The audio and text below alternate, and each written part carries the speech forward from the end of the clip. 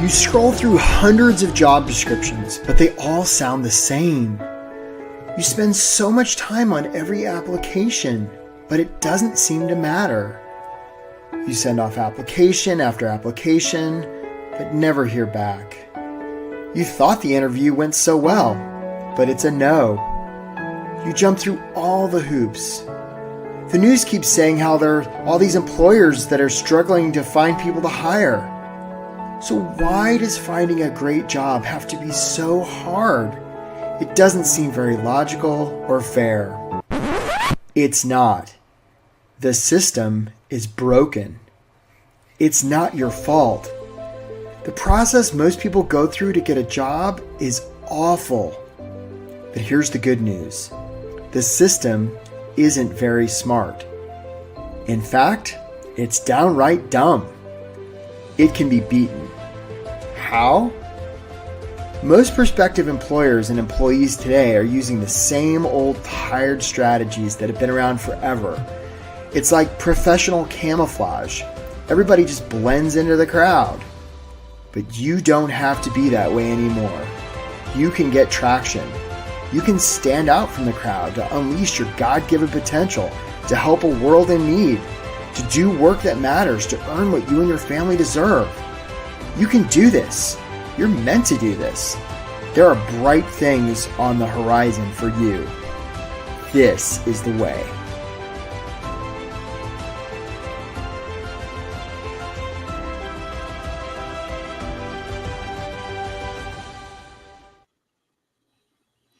Hey there, welcome to the workshop. Get hired fast without settling, getting ignored, or losing hope. My name is Eric Woodard. I'm a career and leadership coach based out of Washington, D.C. And if you're joining us here today live, you are a very smart individual. And if you're watching the recording of this, you are also a smart individual, not quite as smart as those who are here live, and also fairly smart. I want to make sure that everybody can hear me. So if you would put in the chat where you're from and how long you've been on the job search, because we're about to get started. We're going to get started right now. And some of you may be worried that this is all going to be one big long sales pitch. And I can assure you it is. Nah, there's no sales pitch here, folks. This is going to be a lot of actionable strategies, a lot of actionable tactics.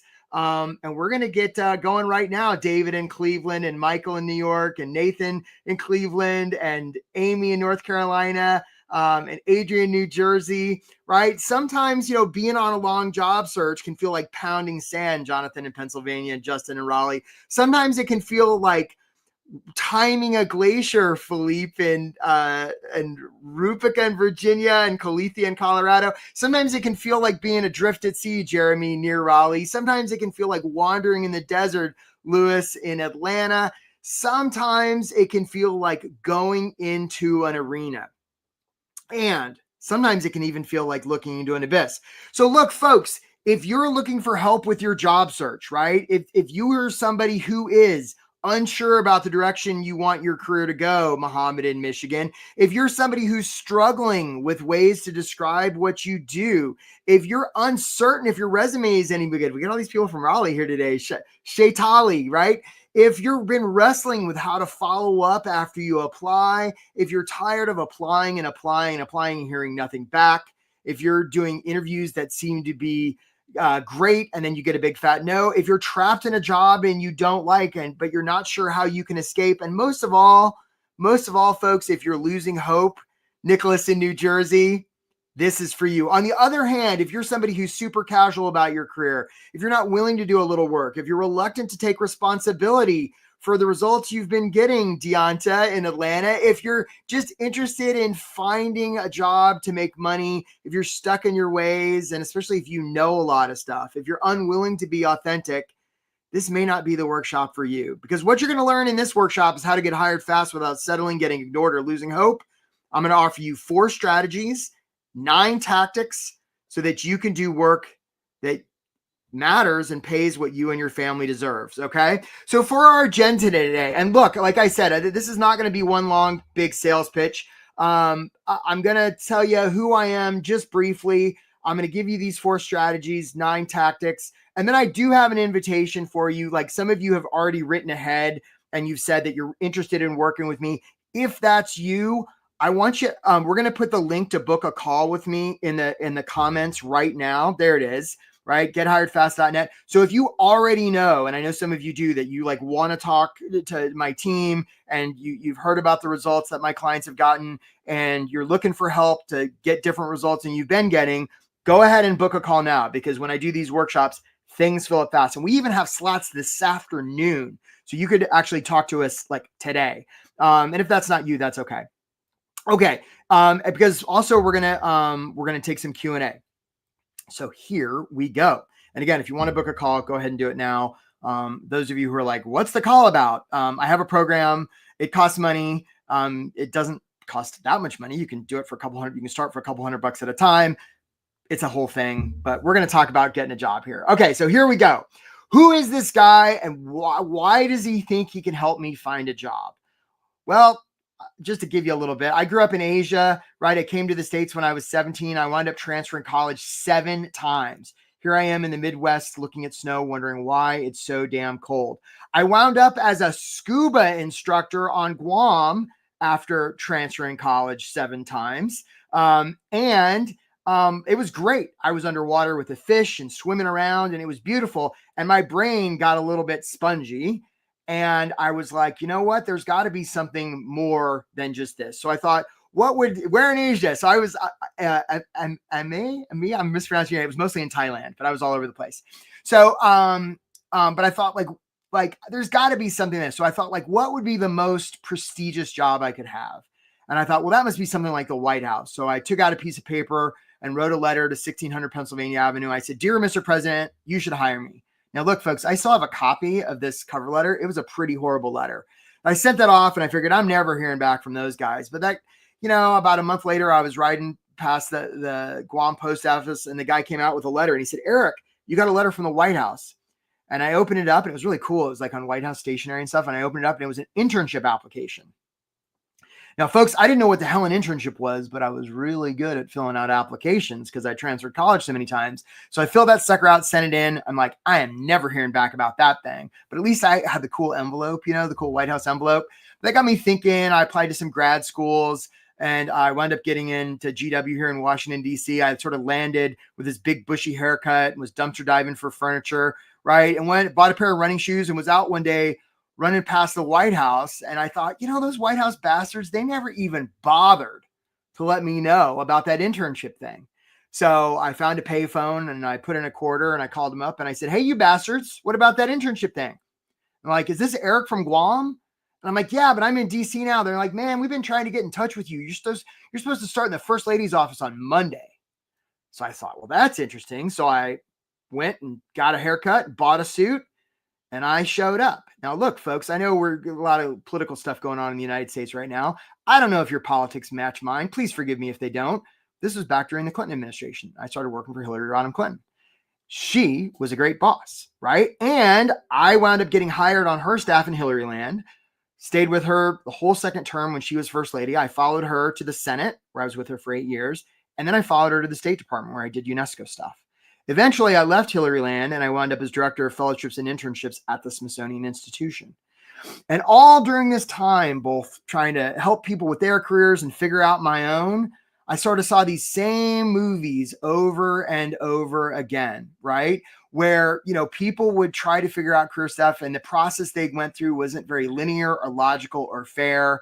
And we spend all this money getting people ready to enter the job market. And yet when they get there, not so great. Right. And it's only gotten worse since a million years ago when all this happened. So now I give speeches, I do coaching, I've written a whole bunch of books. I have so many degrees and certifications. It's amazing. I'm a highly trained professional. It's very impressive. I have all sorts of glowing testimonials, and you don't care about any about that. Because what you care about is, can I help you? I don't know. Probably, maybe. I've helped a lot of people. Let's find out. Okay, let's find out if we can help you. Okay, so I'm going to give you 4 strategies. The way this is going to work. Thank you, Kalitha. Right, 4 strategies. Go ahead and comment in the chat because I'm seeing it. Kalitha cares, right? like put comments in the chat. Hopefully I'm not mispronouncing your name there, Kalitha. And as I'll try and answer questions as I can. And make sure you take a lot of notes because buckle up. Here we go. Strategy number 1. Okay, so I would ask you to put this in the chat as well. Who can tell me what a good resume is about? Let's see if anybody gets it right. What's a good resume about? Put it in the chat if you would, please. What's a good resume about? Oh, I did. That's great, Kalitha. Thank you. Right? What's a good resume about? Put it in the chat. Let's see if anybody gets it right. What's a good? There's a little bit of a delay when I ask questions, and so I'm Amy. I'm sure I'm murdering your name. Says it's about communication. Peggy says your accomplishments. Ooh, Lavar says it's about you. Michelle says it's about your story. I actually like that story part. Tangible actions. I haven't seen the correct. I like Tiffany. Yep, story relevant to the role you're applying for. Libby, I hear you. Okay, I haven't actually seen the correct answer yet. Okay, a lot of you are saying this. A lot of you are saying a resume is about me. A good resume. Yep, Dennis, simple to the point. I see you there. Philippe Scales. A lot of you are thinking a good resume is about me, and that would be incorrect. Because if you want to be influential with another human being in any context, including a job search, the first thing you talk about isn't you. The first thing you talk about is them. Therefore, a good resume isn't about you, my friends.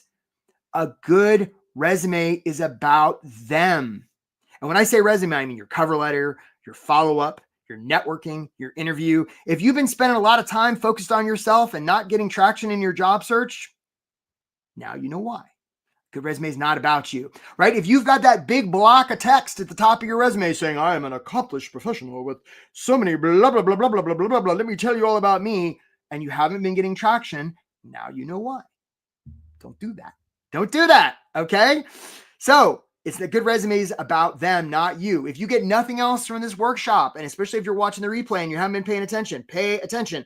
So many job seekers think it's about them. It's not. It's about the person they're sending it to. And look, it's no wonder we have this because more than likely the first job we applied to was out of school. And in school, it is about us. It's our cubby. It's our worksheet, right? It's our desk. It's our report card. It's our grade. It's our trophy. It's our transcript.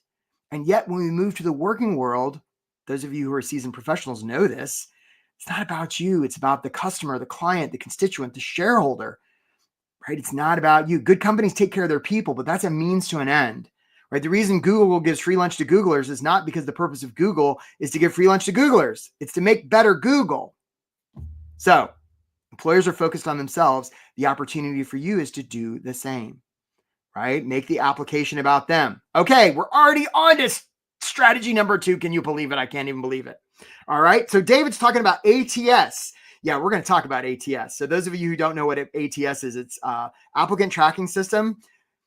It's the boogeyman. We're going to talk about that. I promise you, David. We'll come back to you. Okay, so if I went into a library and there were a bunch of storybooks, and I walked up to the shelf of storybooks, and there were a bunch of words on the front cover of those storybooks, what would we call those words on the front cover of the storybooks? Thank you, Anne. Anne's helping us out today. She's doing a great job. What are the words on the front cover of the storybooks? What do we call them?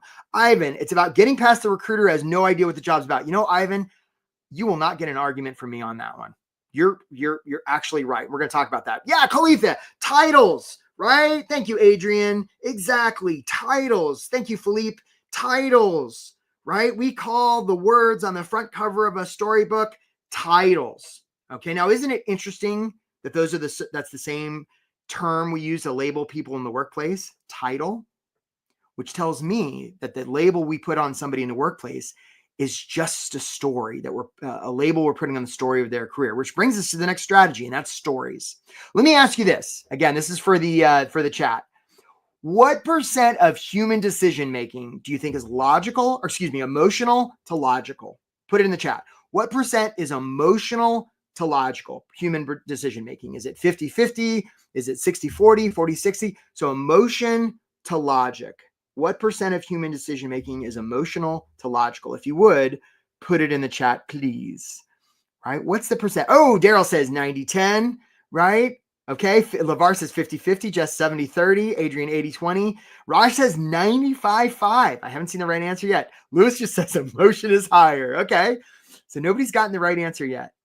Nobody's gotten the right answer yet. I'll just give it a couple more seconds. Okay, Rupika says 90-10. So here's the thing, folks. It's 100% emotional. Human decision-making is 100% emotional. Those of you who run into employers and they're like, we make data-driven decisions. Bullshit. No, they don't. No human does. Human decision-making is 100% emotional and it happens very quickly. You guys have already made a decision about whether you like me or not. You probably made it in the first 3 seconds of this workshop. And now you're just looking for data to decide whether I know what I'm talking about and whether you want to book a call with me and all that kind of stuff, right? We make the original decision very quickly and it's emotional. And then the rest of it is just rationalizing that decision with data. So realize that human decision-making is 100% emotional. Now, the reason that stories are so powerful is this is how we convey emotion. Right? If I asked you how you felt on your 5th birthday, you might be able to tell me. But if I asked, I always get in trouble when I ask this question. If I asked you what your phone number was when you were 5, a lot of you would be like, I have no idea. And some of it you would be like, I remember, right? That's fine. You're beautiful. I love you. Okay. So many job seekers like try to do stuff based on the facts, right? They're not going to remember the facts. As Maya Angelou is attributed to saying, they're going to remember how you made them feel. Okay. People remember stories and feelings. Our capacity for emotional thought is like 40 million bits a second. And our logical thought, it's like 20 bits a second, right? It's like orders of magnitude. And realize that your title is just a story. So if you're not infusing your stuff, your resume, your cover letter, your interview, your follow-up, your networking with stories, it's a real opportunity, right? It's a real opportunity. Okay, so perfect example. Notice how I'm telling a story. One time I had a group of applicants. I had like 40 of them and I had to pick one. And one person who applied, her name was Maggie. And in her essay, she had talked about how the summer before she'd been in a terrible car accident and her arm had been severed.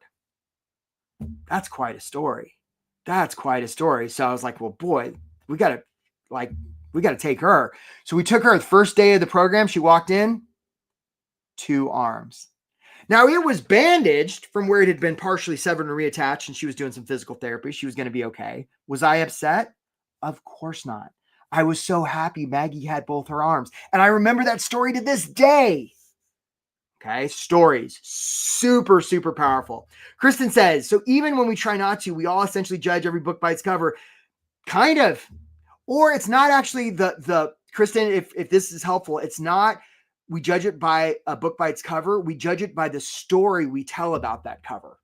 And so interesting, you're talking about book by its cover because you know what's on the covers of books? Titles, which is exactly what we're talking about, right? We will judge something based on the title we give it. So you might as well pick a title that's going to serve you.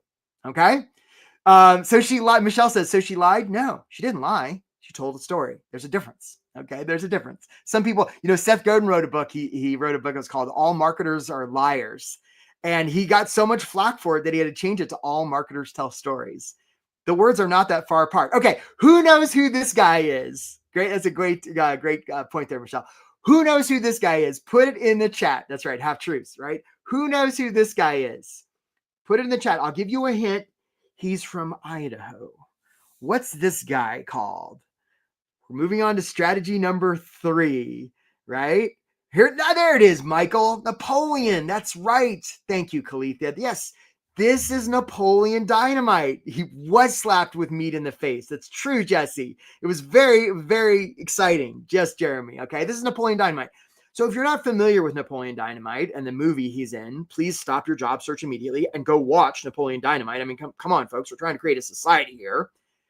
And if you haven't seen it, I'm not going to ruin the movie for you. The setup of this is basically Napoleon's a high school kid. He sort of beats to his own drum. In this particular scene, he's put on stage in front of his entire school. He's managed to get a cassette tape up to the sound booth, but he's now in a position where he has to give an impromptu performance to the entire student body, unplanned. So the music starts to play, and Napoleon just starts to do this crazy dance. And it's the craziest damn thing you've ever seen. I mean, he metaphorically opens the kimono. I mean, it is wild. And when he's done, he's sort of sweating and panning. And the student body is just like, oh my God. And then they burst into applause.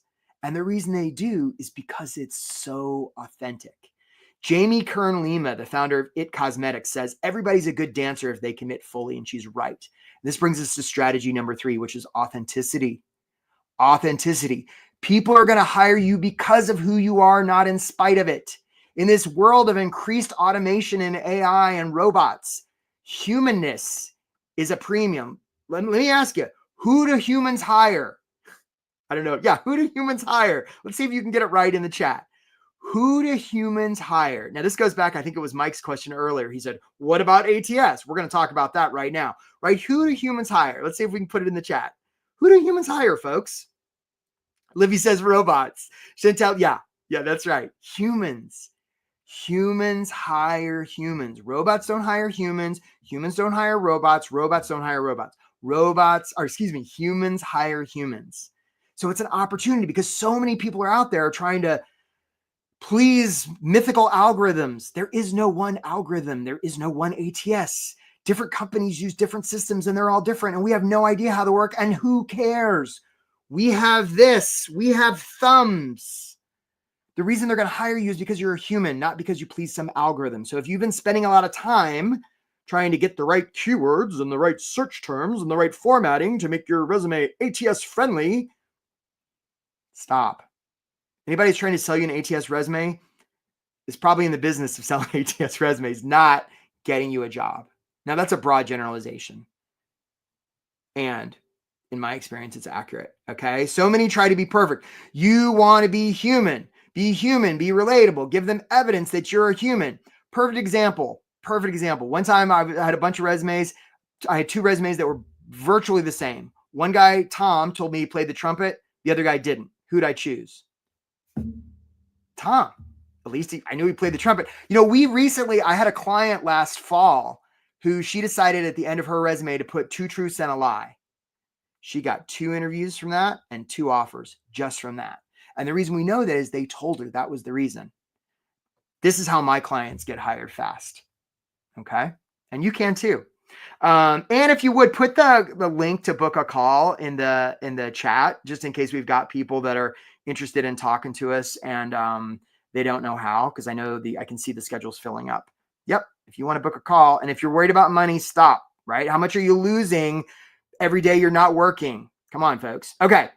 Authenticity is your superpower, right? So on to next strategy, Abe Lincoln says, give me 6 hours to cut down a tree and I'll spend the first 4 sharpening the axe. This brings us to strategy number 4, which is consistency, right? Folks, the reason you're having trouble on your job search right now is not that there's anything wrong with you.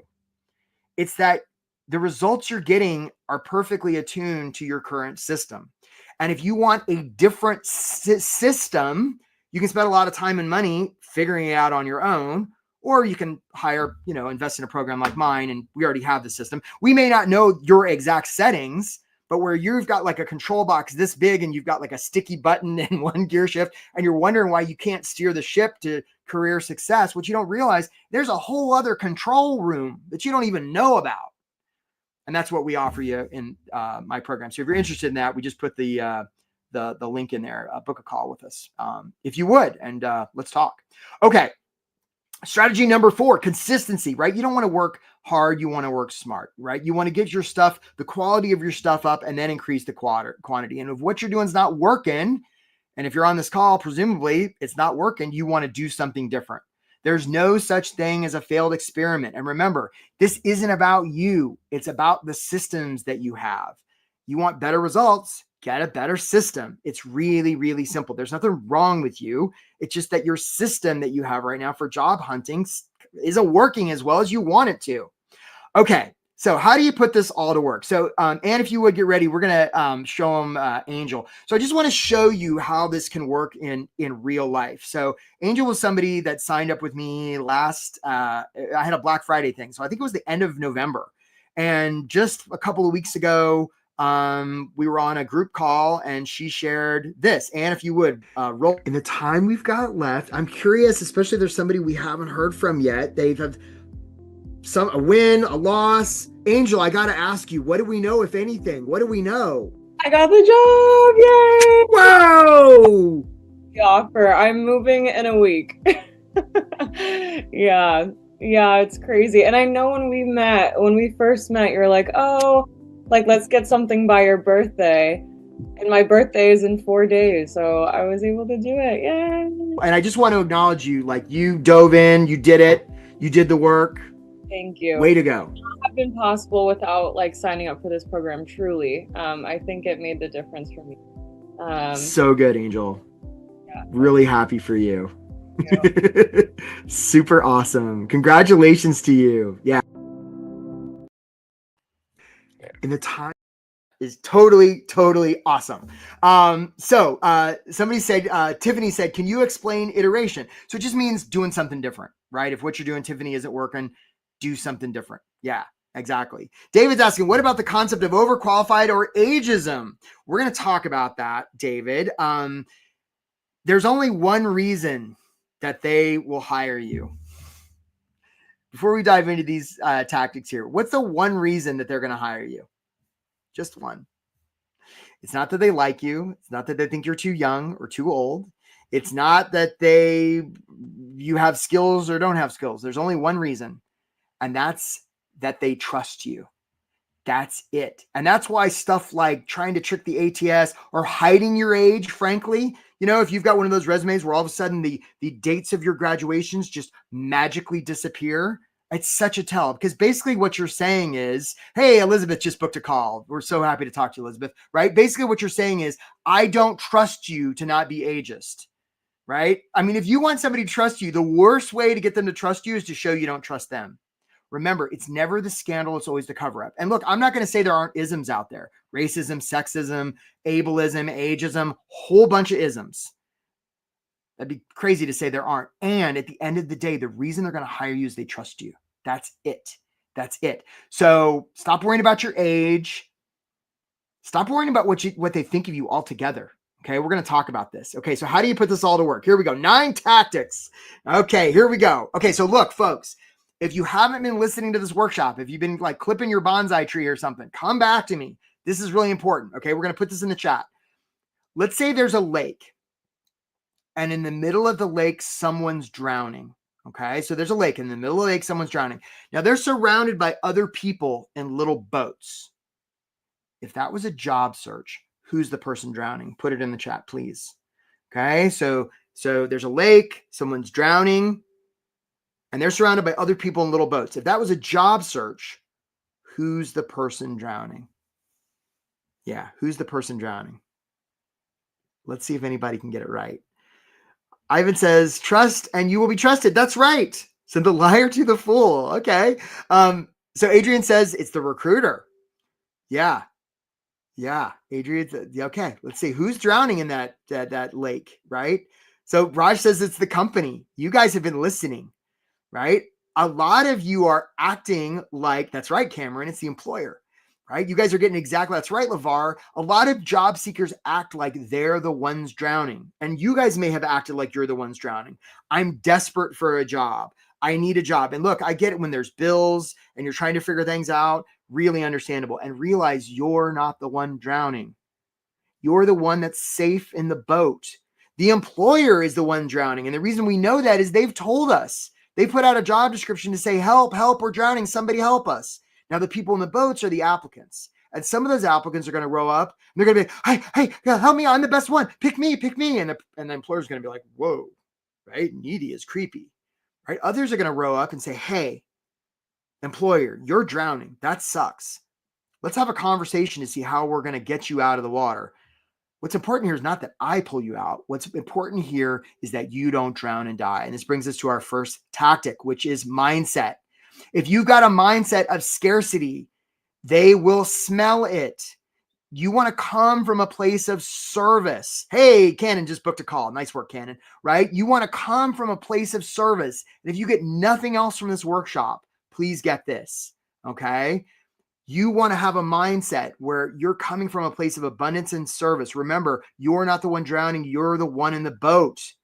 And nobody wants to be sold, right? Any of you who, that's right, Libby, they can smell the fear. That's exactly right, right? Like nobody, like those of you who are like, well, I'm going to be selling myself. Stop, right? Like we've gone over this historically, folks. Like selling people's weird, buying people's worse. right? This isn't about selling yourself. Nobody wants to be sold. Hey, Lewis just booked a call. Nice job, Lewis, right? Nobody wants to be sold. So stop being in the business of trying to sell yourself or close the deal or make a pitch. Stop. It's creepy. Okay. On to tactic number 2. Here we go. Some of you may have seen the show Deadliest Catch, right? It takes place in Alaska, right? There's these fishermen. It's a rocking boat, and it's kind of dangerous, right? Sometimes they fall in the water and die. The way they crab fish is they put these big steel cages, they call them crab pots, on the ocean floor with a little bait. And the crabs sort of come along and they say, and they eat some bait and they keep eating and eating. And eventually, like, more and more crabs will join. And before long, the food's gone. And yet more and more crabs will join. Now, here's the interesting part.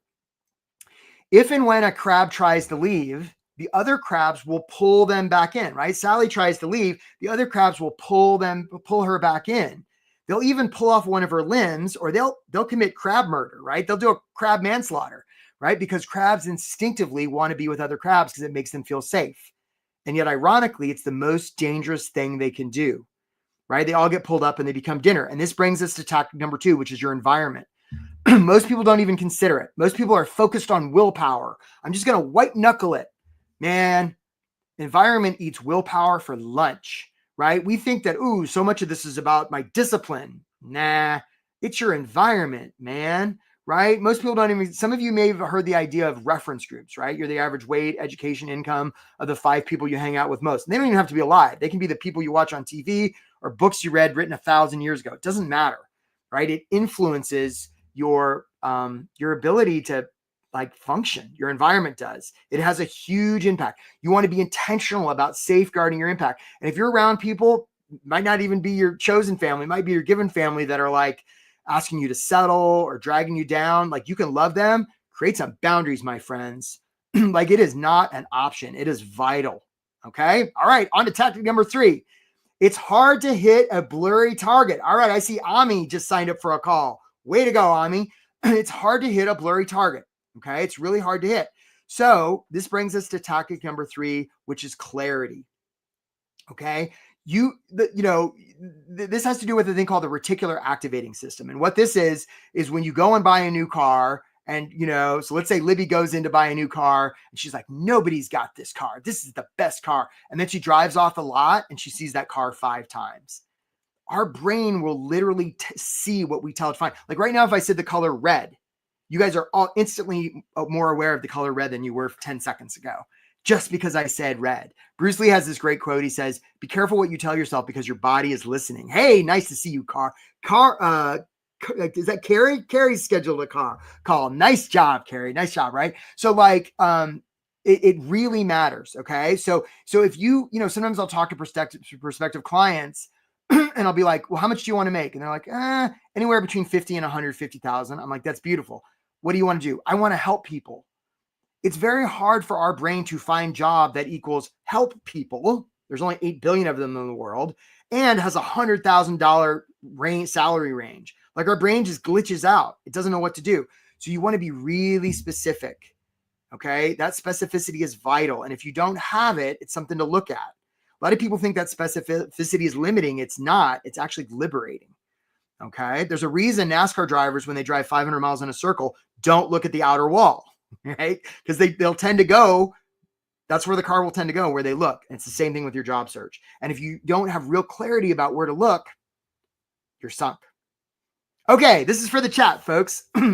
If I went to a store and I bought this thing, what would I be buying? Put it in the chat if you would, please.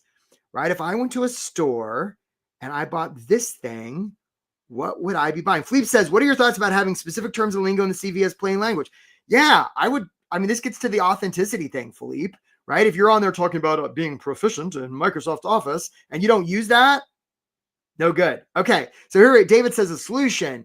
Ivan says holes. I like your answer, Ivan, right? Libby says a drill. Cameron says a tool. Raj says a solution to a need. Thanks. Right, Raj. Easier to pronounce Raj. Adrian says a tool to screw a screw in, right? Khalifa says a drill. Okay. So I got to give a gold star to Ivan because Ivan is actually the closest, right? Nobody needs this sitting around. Khalifa says a hot glue gun, right? Nobody needs one of these things sitting around their garage. I mean, as beautiful as it is, nobody needs this. What I actually need, as Ivan said, is I need a hole. When I go to buy this, right, I'm actually buying a hole. And actually, Ivan, I got bad news for you, man. You're wrong. Nobody needs holes in their wall. What they actually need is a place to put the hook. And actually, you don't want a bunch of hooks hanging out of your walls. You gash your arm open, right? You don't want that, David or Michelle, right? What you want is a place to hang the picture. And actually, you don't even want that. What you really want is the feeling that you get when you look at the picture of your family that's hanging on the hook, that's in the hole that was made by this drill. And what I see a lot of times, first of all, most job seekers are just out there talking about themselves, and that's just a hot dumpster fire. So, good luck with that.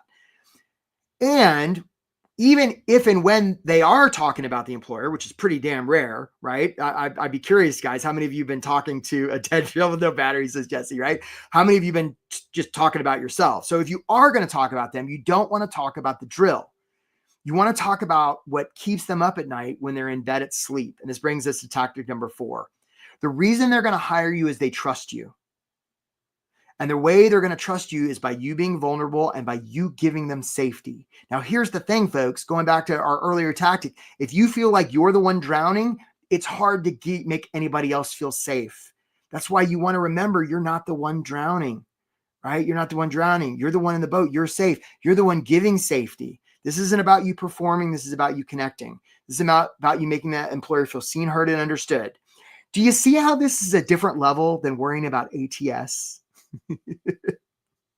We're just playing a different game, guys, right? Don't do that. If you've been trying to if you've been worried about ATS systems, there's a whole other level, okay, that you can do this at. It's going to be much more effective. Many struggle with getting really clear about what they like, want, or need. Okay, you want to have clarity around that. What keeps them up at night? How can you make them feel seen, heard, and understood? I'll give you a hint. It's not talking about your passions and what you're interested in and what you're good at and your opinion that you think you'd be best for the job. If you've been doing that, stop doing that. Okay, on to the next tactic. This is a version of my resume. Now, my resume is sort of like a kitchen sink.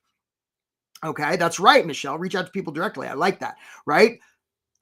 And paper resumes are stupid, right? I mean, and anybody says there's one right way to do them is full of it. Like when we die and go to heaven and there's that big book with the gold leaf or whatever, that's probably more close to our resume. Any resume we create at least on this earth, is going to be pretty arbitrary and it's going to be pretty curated, right? Which brings us to tactic number 5, and that's the paper, right? So many people have resume, they're using stuff like teal, right? I can spot a teal resume a mile away. And those of you who don't know what teal is, nothing against the good people at teal, but why would you want your resume to look like everybody else's, right? You want your stuff to look, if you're trying to tell the story or show the story that you're exceptional, why would you want to look like everybody? Why would you want to use best practices? Stop doing that. It's professional camouflage.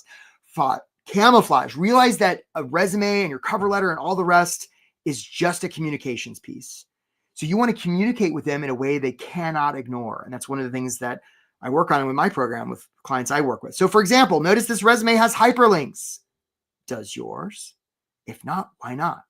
Right? If you have one of those paragraphs saying, I'm very good at technology, and yet you don't have hyperlinks, your audio isn't matching your video. Okay? Times 1,000.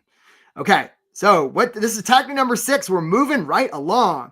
Again, folks, if you haven't booked a call and you want to, we're going to drop that link in there because I can see my schedule is filling up and my team's schedule is filling up. So book a call if you haven't already. Okay. If a job application submitted and there's no follow-up, Philippe and Michelle and Kristen, does it even make a sound? I would humbly suggest that it doesn't. You got to follow up. And folks, I'm not talking about following up on the interview. I'm talking about following up on the application. Now, some of you, I can hear it. I can hear it right now. You're thinking, but Eric, I don't know who to follow up with. The name isn't on the job description. Now, look, I bet if somebody really important to you, if their welfare mattered, if they were kidnapped, if they were a hostage, and the only way you could free them was to reach somebody at company XYZ by the end of the day, could you figure out a way to reach them? I bet you could. And even if you couldn't reach them, I bet you could get close. And if you didn't have their email, I bet you get their phone number. If you couldn't find their phone number, I bet you could get their LinkedIn, right? Don't give up so easily, right? And some of you are thinking, but ooh, Eric, isn't it pushy to follow up like that? Let's go back to the drowning person, right? If you were on a boat and you saw somebody face down in the water floating and you said, "Excuse me, sir, are you okay?" And the person said nothing. You wouldn't be like, I don't want to be pushy.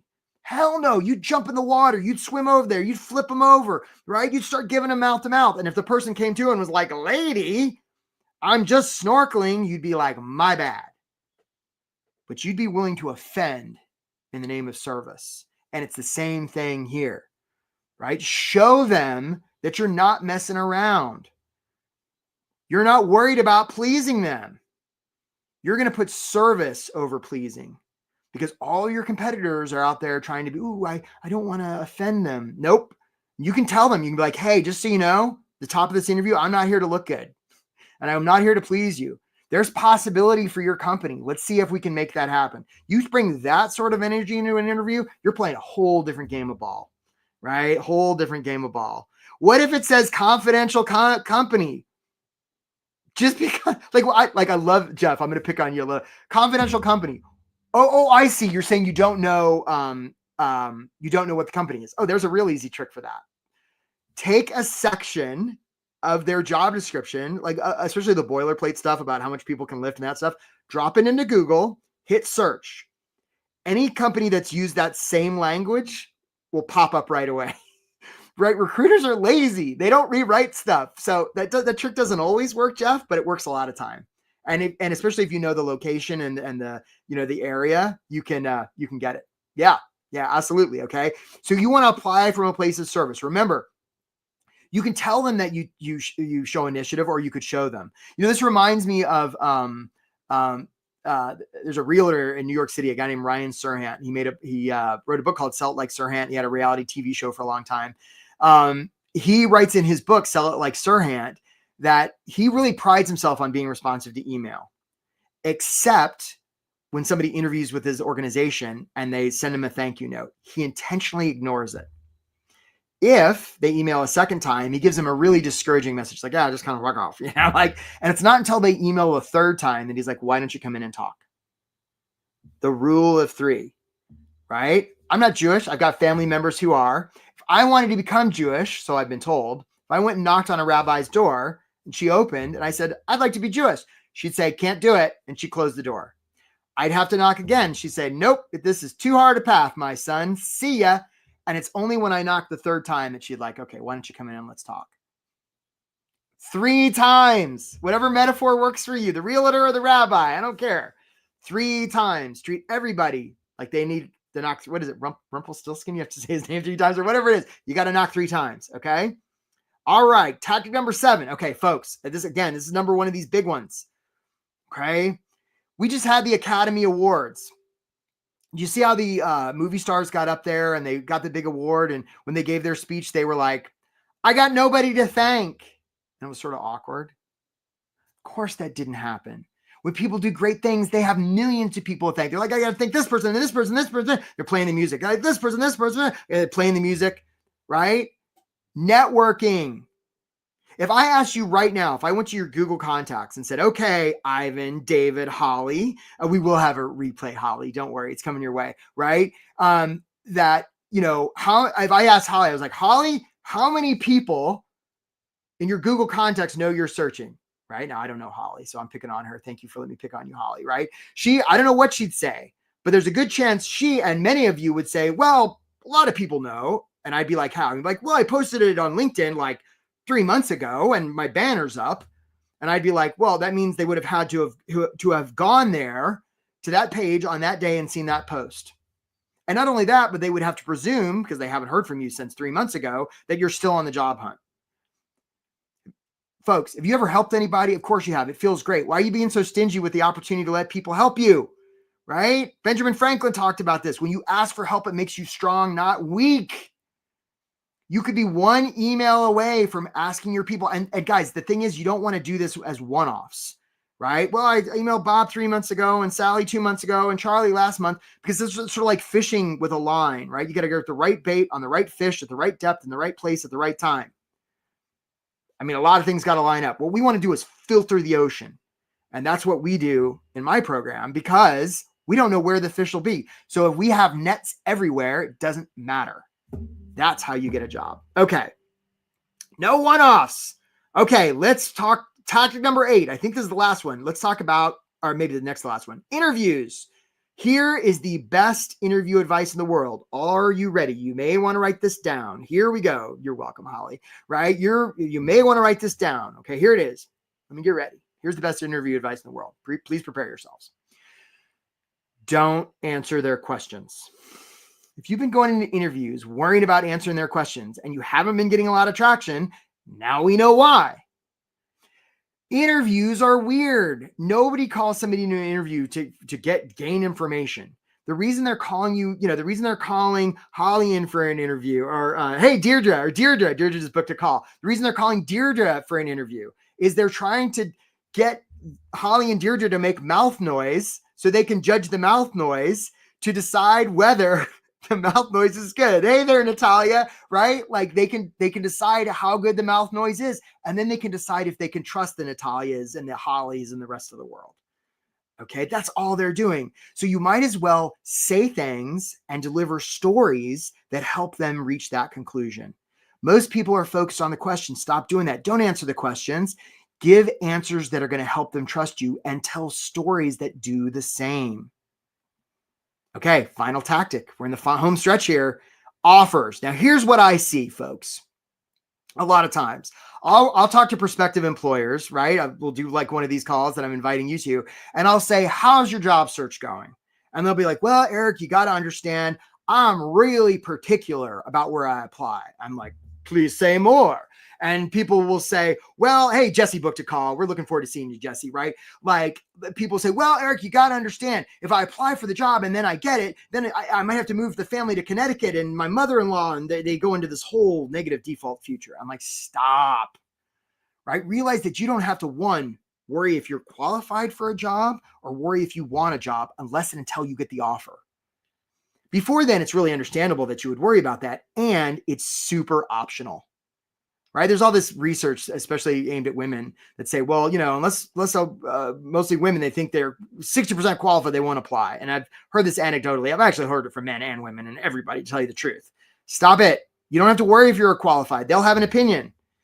And until you get an offer, you don't know if you want it. So you can apply from a place of service liberally. Okay. It's much, much better. You don't know what'll happen. Okay. So folks, write this down. Write this down, okay? 4 strategies, 9 tactics. You guys have been a great audience. Like, you guys have all stuck here. We got a great big crowd today, and like very few of you have left, right? 4 strategies, 9 tactics. So look, we're going to take a bunch of questions now because I know I missed a bunch. Jeff, we're going to start with your question. I know I missed a bunch, so if you got a question, put it in the chat and we'll bring it up, okay? Thank you, Ann. Yeah, just a sec, Ann, okay? So, here's the thing. I've mentioned that you're so welcome, Sarah. Like I have a program. It's amazing. It's for people who are tired of this job hunt thing, want to get stuff handled. Most times when I say this, people are like, oh, I haven't been working, I can't afford it. Here's the thing. There are crazy payment plans where people can sign up for this. Because what I get a lot of times is people say, oh, well, can I pay you after I get a job? Almost. You got to pay a little bit, like a couple hundred a month. And then once you get the job, you can pay off the balance. There's payment plans. Okay. Hey there, Michael. Okay. So I have a program. It's called Get Hired Fast. It involves a lot of one-on-one coaching. There's a group program. There's a course. If you thought this was good, wait till you see the course, right? There's, it comes with like job leads. It's really good. It's best in industry, and you're not doing this alone. Okay. So if you're interested in that, please book a call. Let's talk. No strings attached. You don't have to keep doing this alone, like unless you really want to, and some of you are like, well, I should be able to do it by myself. Well, guys, we don't want to get into shoulds, right? We don't want to should ourselves. We don't want to should the bed. We don't want to should the yard. We definitely don't want to should our pants. Should you be able to? I have no idea. The fact is, maybe you're not, and maybe you'd like to. Why don't you get some help and we can get this handled? Okay, my friends. And I always forget to make my face gigantic, so it's very scary. There's my head's like a planet. Okay. So if you would like, let's take some questions, okay? And if you wouldn't mind bringing up, yeah, there's Jeff's question. And good job. And by the way, before we start, I just want to show you one more video of a success story, and then we're going to come to Jeff's question, okay? And if you could show what happened with Kay. It's really short, guys. Just keep on the path. All right, we're getting a bigger crowd now. It's so nice. Tell me who else has something to share. Yeah, Kay, talk to us. So I went off camera a few minutes ago because I just got an offer from my dream job and my dream company.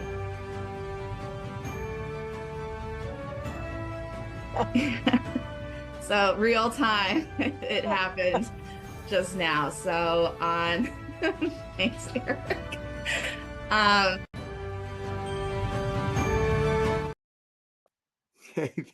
Hey there, Sarah. Thanks for the compliment on my shirts, Lewis. Okay, so folks, that's the kind of stuff that happens in this program, right? That was a real live call, and like Kay just got the job offer right then. And it's from a company you know. It's awesome. Okay, let's bring Jeff's question up. Okay, for the interview, if you have a stand-up desk, I highly recommend standing for the video interviews. It screams confidence and your voice is stronger. Yeah, I think it's great. You know, Jeff, people are going to believe what you show them more than what you tell them. 100%. 100%. I think it's a great idea. Okay, what else do we have here? What other questions? And you're doing a great job. So this is from Lewis. So is it wrong to align your resume title with the job title? Oh, your coach recommended that. Well, nothing against your coach, Lewis, but here's the thing on that. If let's say I want to be an ancient Babylonian cabinet maker, and that's what I have at the top of my resume. Eric Woodard, ancient Babylonian cabinet maker, and I send that off. It's possible the employer I'm sending it to actually doesn't want an ancient Babylonian cabinet maker, or maybe they call it something different. Maybe they call it an olden times Mesopotamian cabinet maker. And the minute I tell them who I am, the minute, and it's the same thing with those summaries, like some of you have the people reading this aren't going to have enough time to read it. So I'm going to summarize stuff for them. Like anytime people see a summary, they're going to be like, well, that's what Lewis wants me to read. I'm not going to read that. I'm going to read the stuff so I can decide for myself. So any of those summaries or those bylines where you give a title, just get rid of it. They're going to skip it anyway.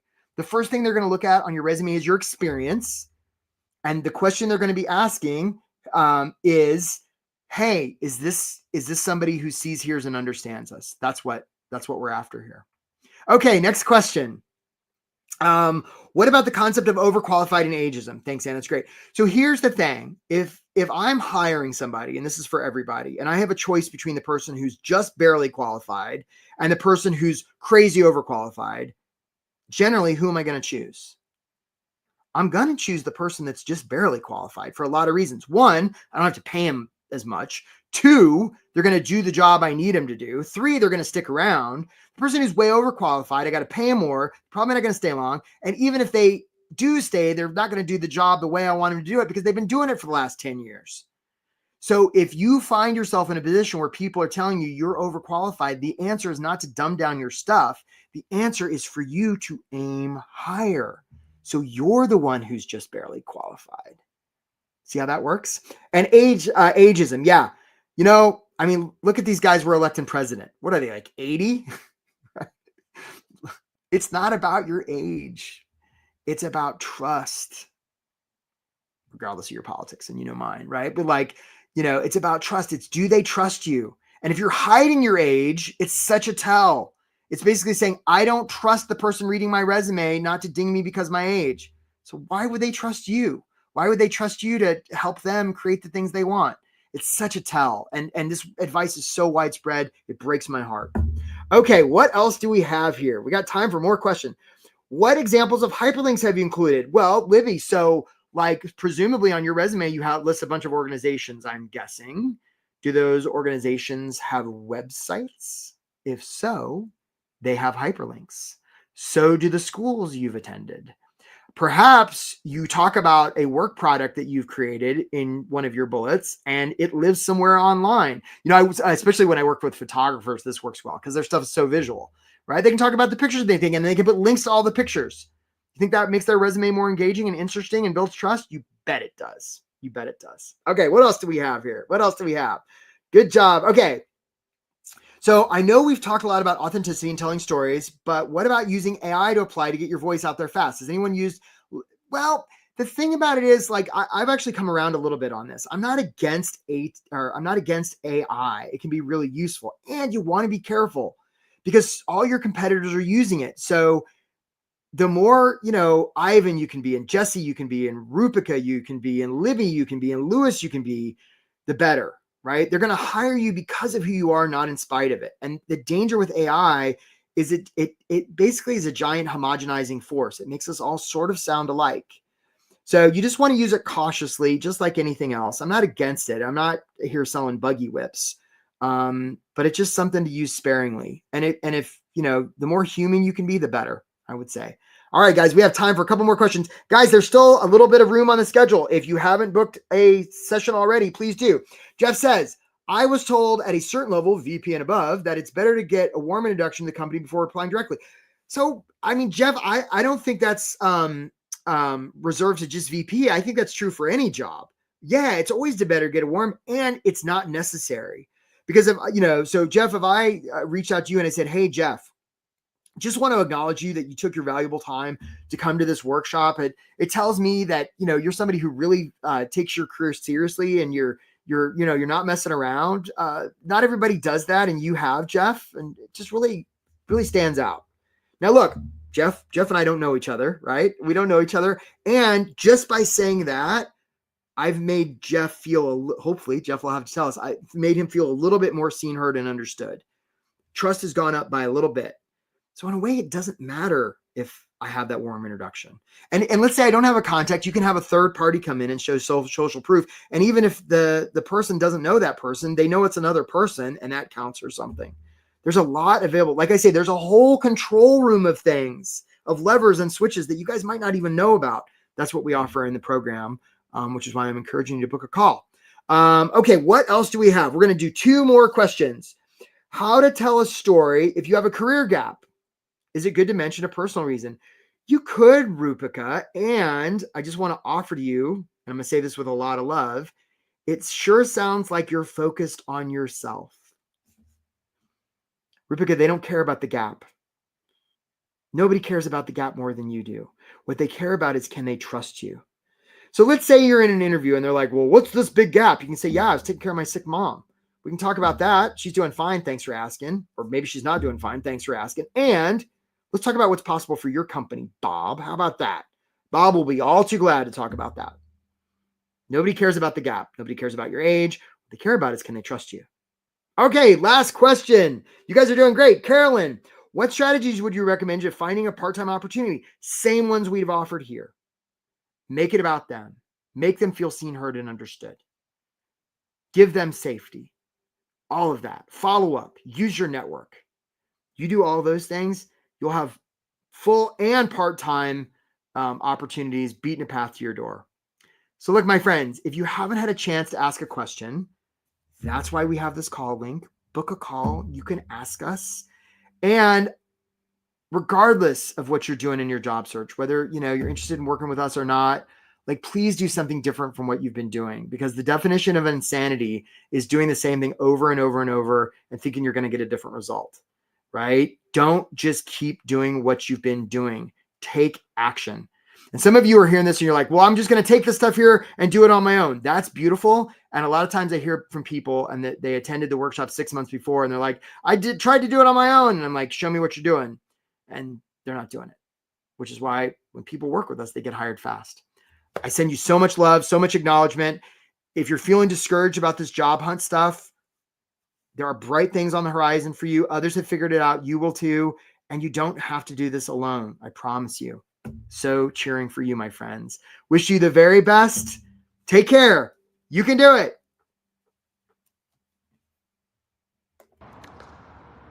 I'm a big Eric Woodard fan. Eric has an infectious energy that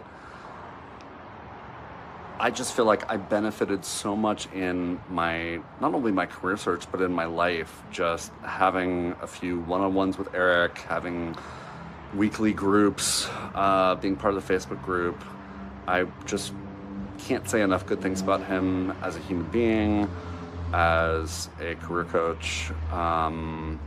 The things I learned from his workshop that helped my cover letter, that helped my resume, I am eternally grateful.